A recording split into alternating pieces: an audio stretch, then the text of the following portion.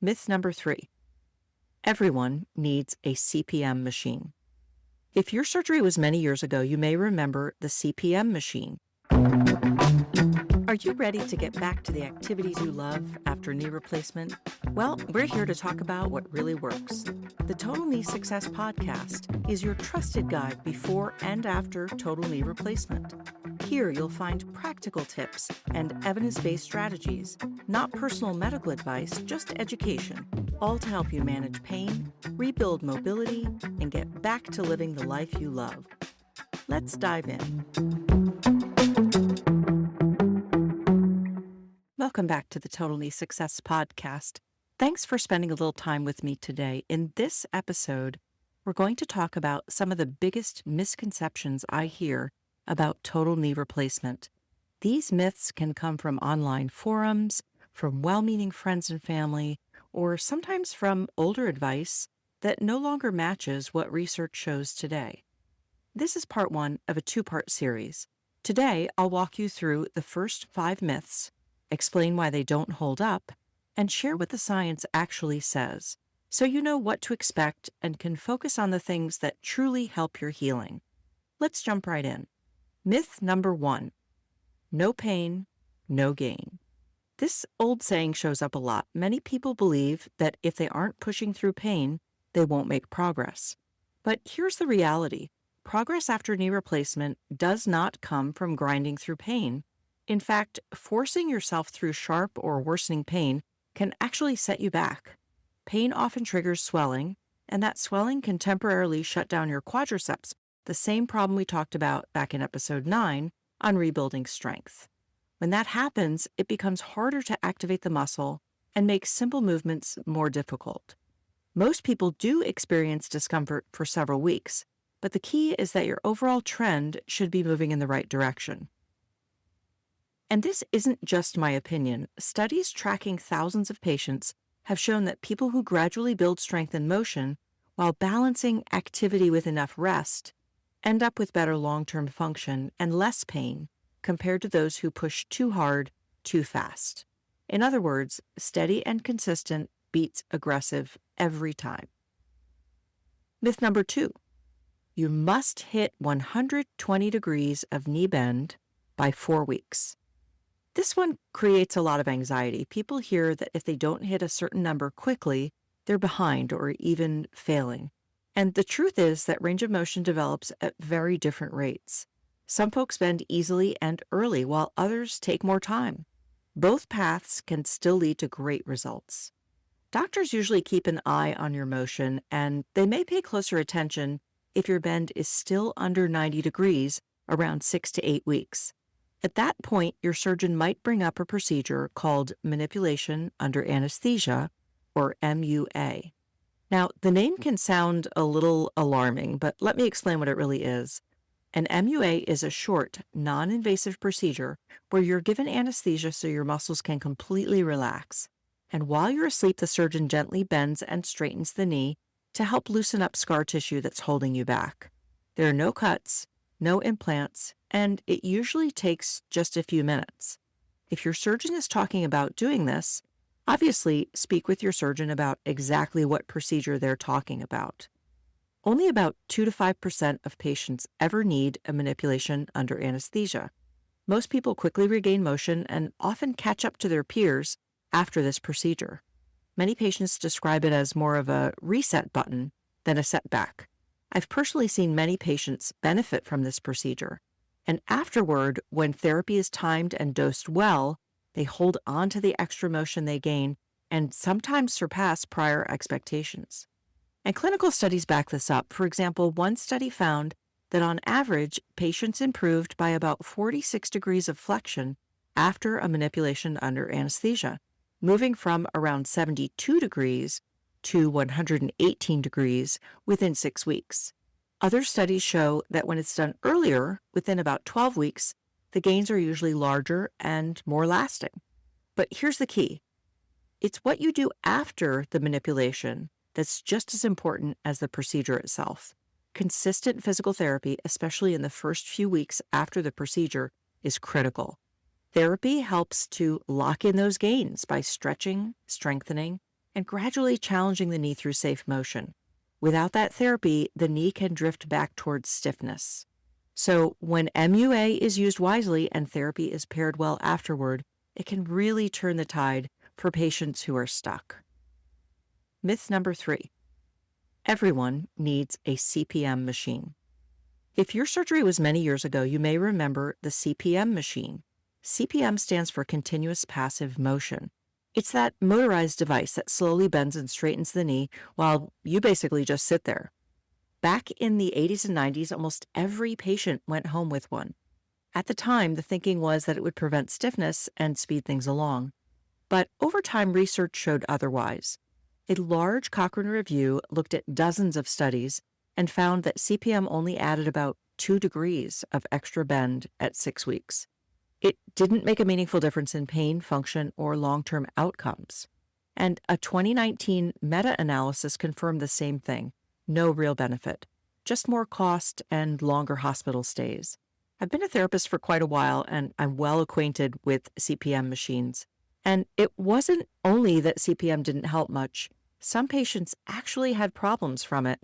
Things like increased pain from the machine forcing the joint, skin irritation from being strapped in, or just long periods of immobility that didn't encourage active use of the muscles, all of which I've personally observed over the years. And that's why today CPM is rarely used except in specific situations where a patient truly cannot do active exercises right away. For almost everyone else, using your own muscles to move the joint, guided by therapy, is not only more effective, but also safer. So if you didn't get a CPM machine, that's not a mistake. It simply means your care team is following the most current science and keeping your healing focused on what works best, you and your movement. Myth number 4. Walking is all the exercise you need. Walking is wonderful. It helps circulation, builds endurance, and gives you a greater sense of freedom, but walking by itself does not bring back the muscle strength you need, especially in the quadriceps. One of the strongest sources we have on this comes from Cochrane reviews. And this is the same type of review I mentioned back in myth number 3 just a moment ago when we talked about CPM machines, where the evidence showed that they didn't really help. If you're not familiar, Cochrane reviews are kind of the gold standard in medical research summaries. Teams of scientists gather all the best studies on a topic, analyze them carefully, and then make conclusions only if the evidence is very strong. They're known for setting a very high bar, and most of the time, they end up saying the evidence is not enough or not clear enough. And that's why it really stands out that Cochrane reviews on knee replacement exercise found clear benefits. They showed that structured therapy programs, not just walking, led to better pain relief, stronger muscles, and more independence. Other studies confirm that targeted strengthening rebuilds the muscle power you need, which then carries over into everyday activities like faster walking, easier stair climbing, and better balance after surgery. And here's the bottom line. If you don't add strengthening, you miss out on restoring the muscle control that's so important after surgery. We talked in episode 9 about how quickly the quadriceps can weaken and even shut down after swelling. Walking alone isn't enough to bring that muscle back. Strengthening is what reactivates it, so your walking, your balance, and your daily activities all keep improving. So keep walking. It's great for your health and your sense of freedom, but don't stop there. Pair it with strengthening, and you'll multiply your progress. Okay, we're on to myth number 5, and that's the last myth for this particular episode. If you can go up the stairs, you should be able to go down the stairs.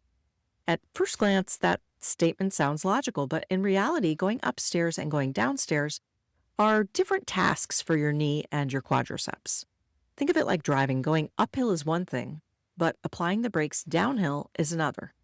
These movements look similar, but the control required is completely different. Climbing up the stairs mostly relies on your quadriceps and hip muscles to push you upward. Coming down, on the other hand, asks your quadriceps to do something harder. They have to work eccentrically, meaning they lengthen while under tension, to slowly control your body as it lowers against gravity. That puts a greater strain on the knee joint and makes stair descent a more advanced exercise for the quadriceps. Research backs this up. Studies on healthy adults have found that you typically need close to 100 degrees of knee bend to go upstairs, but you often need even more, sometimes closer to 120 degrees, to go down safely, and I'm talking about 1 foot on each step. And this is important because not everyone regains that level of bend right away after a knee replacement. It helps explain why descent often lags behind climbing up the stairs, even when strength is improving. And here's something you might have noticed yourself. When people don't yet have enough bend, they sometimes adapt by turning sideways on the stairs, and that allows them to make the movement with less knee flexion. It's not unusual, and it's one way the body finds a temporary workaround until the knee gains more motion and strength. So if you find yourself saying, I can go up the stairs easily, but going down the stairs is harder, that doesn't mean you're lagging behind or failing. It simply means your quadriceps and knee joint are still adapting to a more demanding task that requires more bend, more control, more strength, and more time. With strengthening practice and patience, descending the stairs will start to feel a lot easier for you. Before we wrap up, I want to highlight some important red flags. If you have sharp pain that doesn't settle with rest or ice, or if you notice redness, warmth, fever, or drainage around your incision, or if you develop severe calf pain or swelling, that could signal a medical issue. So please call your surgeon right away if this is happening. These symptoms are always worth taking seriously. So there you have it, the first 5 myths about pain timelines, range of motion, CPM machines, walking-only exercise, and descending the stairs. My hope is that you feel more informed, maybe a little less anxious if you were feeling anxious, and more confident in what to expect. And remember, this podcast is educational and not a substitute for the guidance of your own care team. Always follow your surgeon's and your therapist's advice. And next time in episode 11, we'll take on the second half of this series with myths about kneeling, using weight machines, whether heat or ice works, the treadmill, and swelling. You won't want to miss that one. And don't forget to visit TotalKneeSuccess.com for resources. Listener questions will also be featured in future Q&A episodes. So if you have one, please send it in on the website.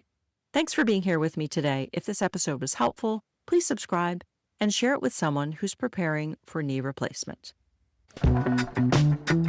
This podcast is for educational purposes only. Visit TotalKneeSuccess.com for more resources. Follow the show and share it with a friend. Your total knee success is already in motion.